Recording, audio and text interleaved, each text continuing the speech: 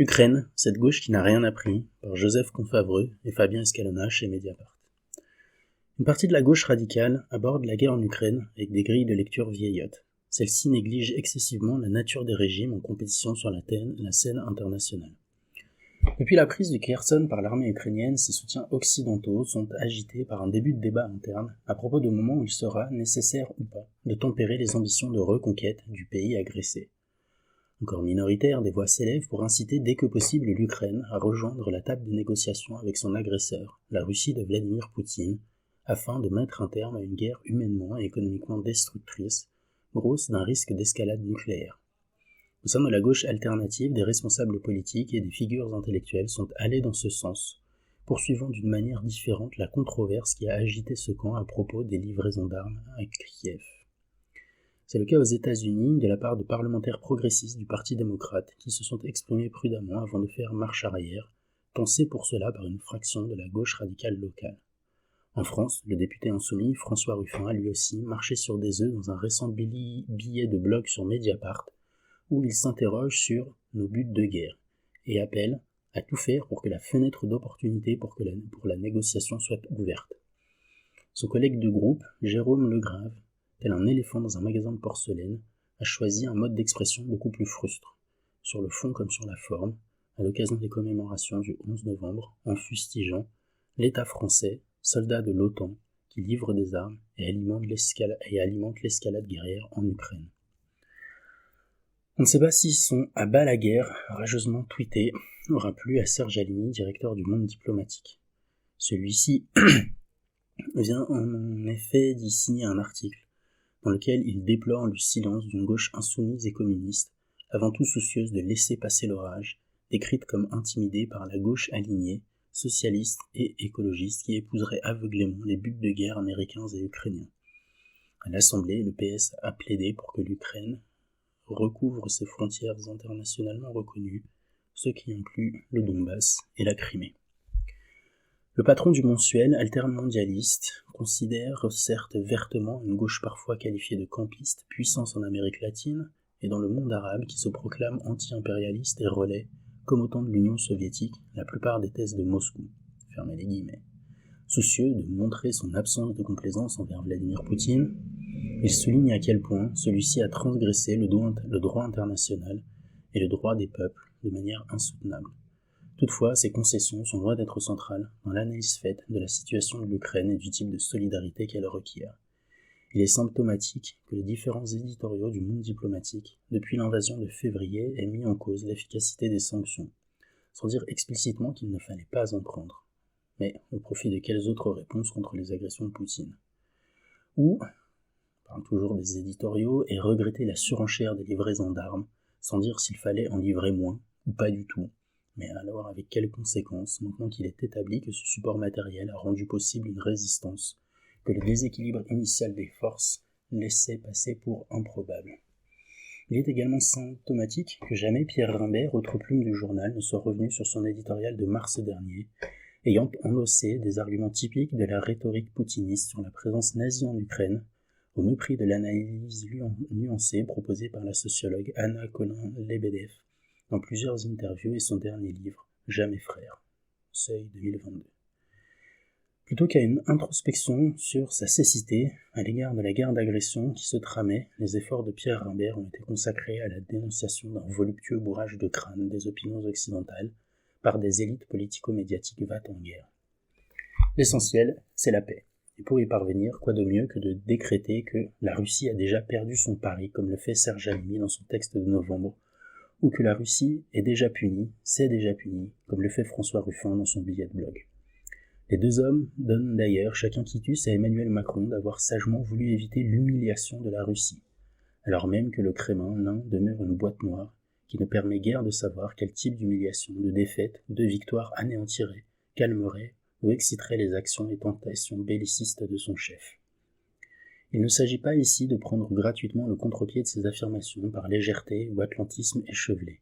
Les questions de paix ou de guerre, surtout lorsque l'annihilation de l'humanité est potentiellement en jeu, requièrent prudence et distance critique. On conviendra ainsi volontiers que les objectifs du président ukrainien Volodymyr Zelensky ne sont pas l'alpha et l'oméga de la bonne position à avoir. On peut même penser, comme le développait récemment Emma Ashford dans Foreign Affairs, que s'il y a une tension entre l'intégrité territoriale stricte de l'Ukraine et la sécurité durable du pays et de ses ressortissants et ressortissantes, alors le second objectif est sans doute à privilégier. Mais cela est très différent de vouloir se précipiter absolument à la table des négociations pour d'autres raisons que le sort humanitaire des populations sur place. À lire certaines proses venues de la gauche, en effet, cette guerre serait la conséquence de chocs entre puissances impérialistes, presque aussi détestables les unes que les autres, qui ne nous concernent que par ses effets collatéraux dommageables, l'inflation et le risque d'engrenage militaire, et à laquelle il faudrait prestement mettre un terme afin de se préoccuper de causes vraiment importantes, comme la transformation écologique et égalitaire de nos sociétés. Or, cette vision des choses est erronée. Derrière ce sous-texte permanent, repérable en dépit des contorsions rhétoriques, transpire selon nous la difficulté d'une partie de la gauche alternative à penser le basculement géopolitique contemporain autrement qu'avec une grille de lecture obsolète. À cet égard, on ne peut qu'être frappé par les multiples références à la Première Guerre mondiale dans le texte de Serge Halimi, qui dresse une analogie entre la situation actuelle et l'insouciance qui prévalait en France avant l'éclatement du conflit de 1914. Le fait de parler d'union sacrée à propos des partisans d'une victoire totale de l'Ukraine s'inscrit dans la même veine. De même que sa déploration selon laquelle, ouvrez les guillemets, de Jean Jaurès à Aristide Briand, de Lénine à Clara Zetkin, lorsqu'une guerre éclatait en Europe et menaçait de l'ensevelir, tribuns de gauche et manifestants pacifistes donnaient de la voix. Rien de tel dans le cas de l'Ukraine, alors que le conflit s'envenime et que les médias s'enflamment, la gauche européenne est aphone. Fermez les guillemets. Le rapprochement est curieux. Le premier conflit mondial a été le fruit évitable d'un engrenage complexe de diplomatie secrète, de rivalités impérialistes et d'alliances composites mêlant des régimes démocratisés et des empires autoritaires. Le parti de la paix de l'époque, finalement impuissant, avait alors caressé l'espoir de grève générale des peuples pour empêcher un massacre mutuel. En comparaison, l'invasion de l'Ukraine présente un tableau plus limpide. Un pays agresseur a envahi un autre qui ne le menaçait point, au mépris des frontières établies et du droit international. Une limpidité difficile à troubler, même en rappelant ad nauseam la promesse trahie de non-élargissement de l'OTAN qui aurait excité la fureur de Moscou. Promesse jamais formulée officiellement, faite à une entité politique disparue, l'URSS, tandis que l'Ukraine n'avait en réalité pas de perspective rapide d'adhésion, laquelle aurait de toute façon relevé de son droit souverain. Mais plus que la référence à 1914, c'est un cadre intellectuel typique de la guerre froide qui domine le texte de Serge Halimi. S'il tense Vladimir Poutine, ce n'est pas seulement à cause de ses crimes, mais aussi parce que ses erreurs stratégiques servent le camp atlantiste, celui des États-Unis et de leurs alliés. Et ça ne passe pas. Force de répétition finit par se demander s'il s'agit prioritairement d'être contre la guerre en tant que telle, ou contre une guerre dont le prolongement renforce la main des États-Unis. Le directeur du Monde diplomatique prévient, une victoire militaire de l'Ukraine, obtenue grâce à l'aide massive des pays occidentaux, mettrait un terme à l'agression russe et rétablirait la souveraineté au moins formelle de Kiev sur l'ensemble de son territoire. Mais à supposer qu'une telle issue ne conduise pas Moscou à prendre des risques insensés, y compris nucléaires, pour la contrecarrer, elle ne se résumerait pas à une victoire du peuple ukrainien. Elle renforcerait aussi la position des États-Unis dans le monde, ébranlée après les débâcles irakienne et afghane, elle consoliderait l'hégémonie américaine dans une Union européenne ayant définitivement renoncé à toute ambition d'autonomie stratégique. Fermez les guillemets. Le même réflexe se retrouve chez Susan Watkins, éditorialiste star de la New Left Review, publication phare de la gauche radicale intellectuelle au Royaume-Uni. Dans un texte paru cet été, elle juge que s'opposent avant tout en Ukraine deux stratégies de grande puissance. Le caractère du conflit de l'administration Biden avec la Russie est sans ambiguïté impérialiste, dans le sens où il vise un changement de régime et l'affirmation de l'hégémonie américaine sur le continent eurasien. Les Européens, dépeints en ravis de la crèche, seraient en fait traînés par les bras vers le prochain conflit mondial en faveur de la primauté états-unienne. On se souvient d'ailleurs que, 14 jours avant l'invasion russe, Jean-Luc Mélenchon estimait que c'était l'OTAN qui était dans une posture agressive. Les États-Unis d'Amérique ont décidé d'annexer dans l'OTAN l'Ukraine, et la Russie se sont humiliés, menacés, agressés, avait-il déclaré, ajoutant « Nous, Français, n'avons aucun intérêt à une telle intégration, ça nous est complètement égal ». 3 ans auparavant, en 2019, une autre figure de la France insoumise, le député Bastien Lachaud, publiait un ouvrage faut-il faire la guerre à la Russie ? Il y rejetait la fausse alternative entre va-t-en-guerre et inconditionnel du Kremlin et plaidait pour renouer une relation apaisée avec un pays que l'histoire et la géopolitique désignent nécessairement comme un partenaire de la France. Florian Louis, auteur de Qu'est-ce que la géopolitique 2022, voit dans l'ère de famille de toutes ces positions un évident héritage intellectuel qui puise à l'époque de la guerre froide lorsque le camp de l'émancipation s'était habitué à dénoncer les nombreux coups tordus des États-Unis, bien réels à son encontre. Mais l'enseignant perçoit aussi la trace d'une vieille grille de lecture géopolitique selon laquelle l'Eurasie constitue, compte tenu de sa taille, de sa démographie et de ses ressources, la clé de la puissance mondiale. Selon cette vision, explique-t-il à Mediapart, les États-Unis savent qu'ils ne font pas le poids s'ils restent isolés sur leur île périphérique. Ils poursuivraient donc inlassablement un travail de sape visant à fracturer l'unité eurasiatique en fomentant des guerres en son sein. La politique américaine consisterait donc à diviser l'Eurasie pour mieux régner sur le monde.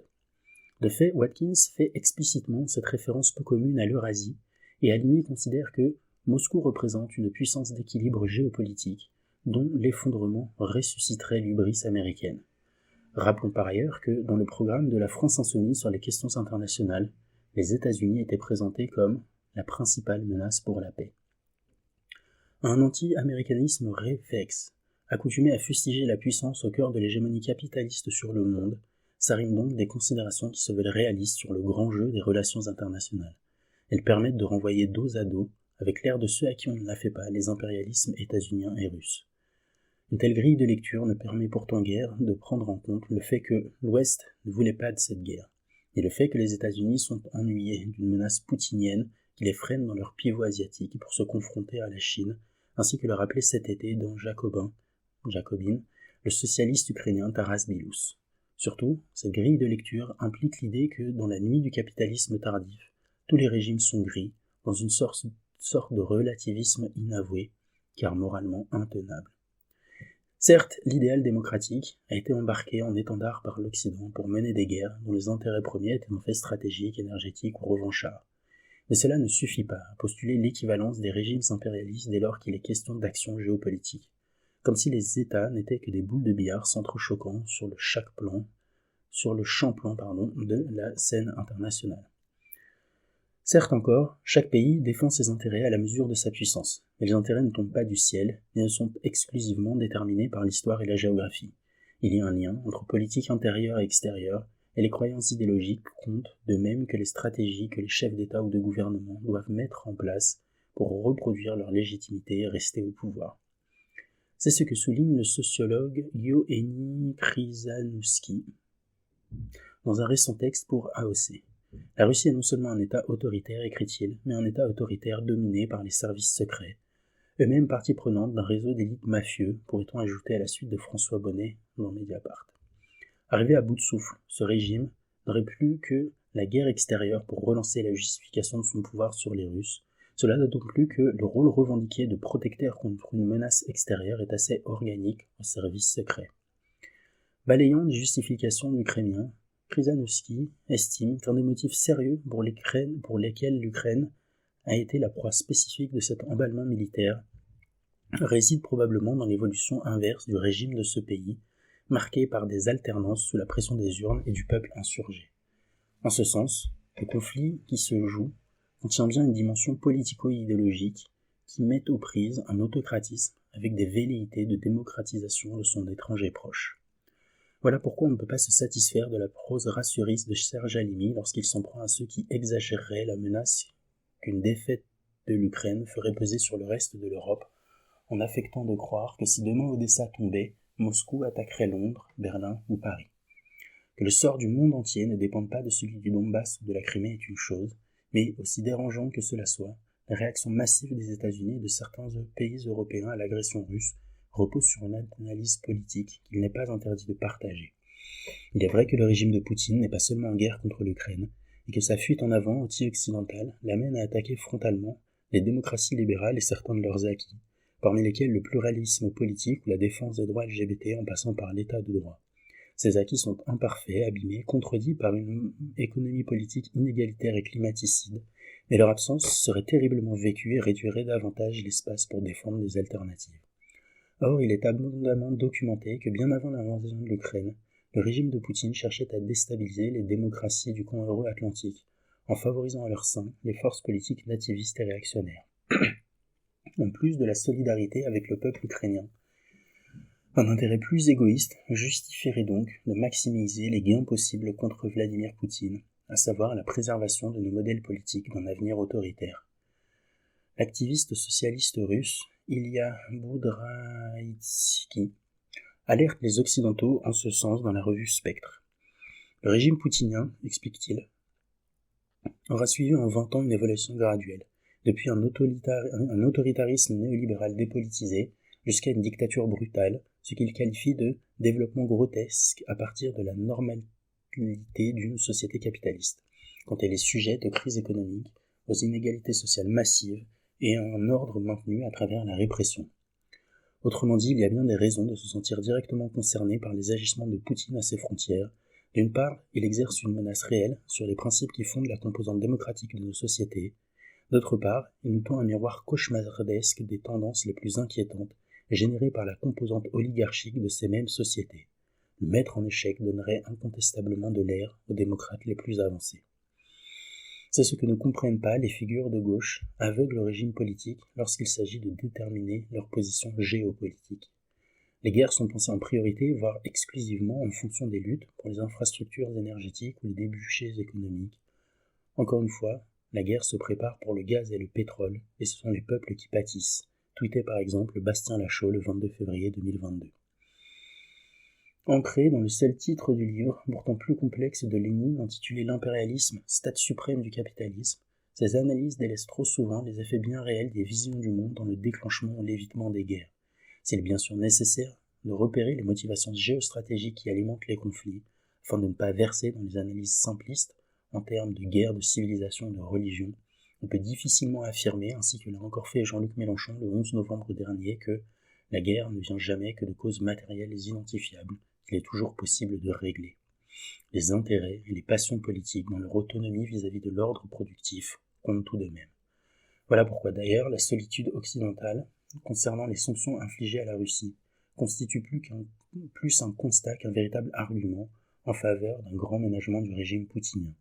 Le lourd passif de l'Ouest envers les pays en développement joue certainement, mais on ne peut pas en tirer la conclusion que la défense du droit international doit être abandonnée. Surtout, il serait naïf d'y voir un souci de rééquilibrage géopolitique par un tiers-monde homogène. Jean-François Bayard, politiste spécialiste de l'Afrique, le souligne dans AOC. La propagande russe en Afrique a beau faire des ravages, elle ne suffit pas à expliquer la neutralité, voire l'indulgence des États d'Afrique subsaharienne à l'égard de la Russie. Au-delà de la détestation commune de l'Occident, il existe, entre maintes régimes africains et la Russie de Poutine, une réaction commune, restauration autoritaire de l'État, réinvention des traditions, complotisme, sursaut religieux, autant de symptômes de révolution conservatrice similaires qui rendent la sympathie pour l'aventure poutinienne en Ukraine d'autant plus inquiétante. Par contraste, certains pays a priori proches de la Russie prennent leur distance. Cette semaine, la réunion au sommet de l'Organisation du Traité de sécurité collective, OTSC, a tourné au fiasco pour Poutine. Le Premier ministre arménien Nikol Pachinian a fait échouer la publication de toute déclaration commune et les dirigeants des pays d'Asie centrale ne sont pas prêts à le suivre dans son aventure ukrainienne qu'ils jugent clairement déraisonnable. En croyant opposer sa lucidité à l'aveuglement belliciste du reste du monde, une partie de la gauche alternative prouve ainsi, au contraire, sa propre cécité à des facteurs et des dynamiques qui n'entrent pas dans son cadre intellectuel obsolète. Son obsession pour l'histoire passée lui voile la compréhension du présent. Mais on peut aussi y voir, de manière plus charitable, une réticence à se positionner dans les affrontements en décalage avec la coopération qu'il faudrait mener pour atteindre des objectifs de progrès social et écologique à l'échelle du monde. Ce conflit conduit à la régression sur ces deux plans, déplore François Ruffin dans son billet de blog. Le 1er mars à l'Assemblée, Jean-Luc Mélenchon regrettait qu'en une nuit d'invasion, le gouvernement nationaliste de la Russie vienne de nous ramener au XIXe siècle, quand les différends entre puissances se réglaient par la guerre, de nous ramener au XXe siècle, quand toute guerre en Europe devenait mondiale. Le conflit nous ramène dans le vieux monde de la sécurité, nous confirmait le chercheur Charles-Philippe David quelques jours plus tard. À cet égard, le courant sociologique qui a dominé la discipline des relations internationales en France n'a pas vraiment aidé la gauche à être équipée pour le gros temps géopolitique du moment. avec la thèse selon laquelle les sociétés prennent la main sur les États, résumait récemment Jean-Vincent Hollande dans un article académique, c'est affirmer la conviction que l'international ne se loge plus dans les relations interétatiques et la possibilité du recours à la force, mais dans la société civile mondiale et les liens transnationaux. Bertrand Badi a été une figure influente de cette tradition dans « Nous ne sommes plus seuls au monde » en 2016. Il décrivait certes la Russie comme un empire frustré, mais se démarquait des réalistes de toutes obédiences pour qui le power politique reste l'élément fondamental des relations internationales. La configuration de ces dernières, ajoutait-il, n'obéit plus et n'obéira sans doute plus jamais à la seule initiative des États, car ces derniers sont de plus en plus promis à réagir à la dynamique des sociétés plutôt qu'à agir sur elles. De ce point de vue, l'invasion de l'Ukraine aura été un retour aux fondamentaux bruts de la politique internationale, qui accueillit des élites occidentales, mais aussi une gauche radicale peu préparée à s'y confronter. Cela n'a rien de réjouissant, mais exige quelques révisions intellectuelles afin de déterminer les options politiques qui sont préférables et celles qui sont détestables. Garder les mêmes lunettes et la même rhétorique inchangée depuis des décennies n'est clairement pas le meilleur moyen d'y parvenir.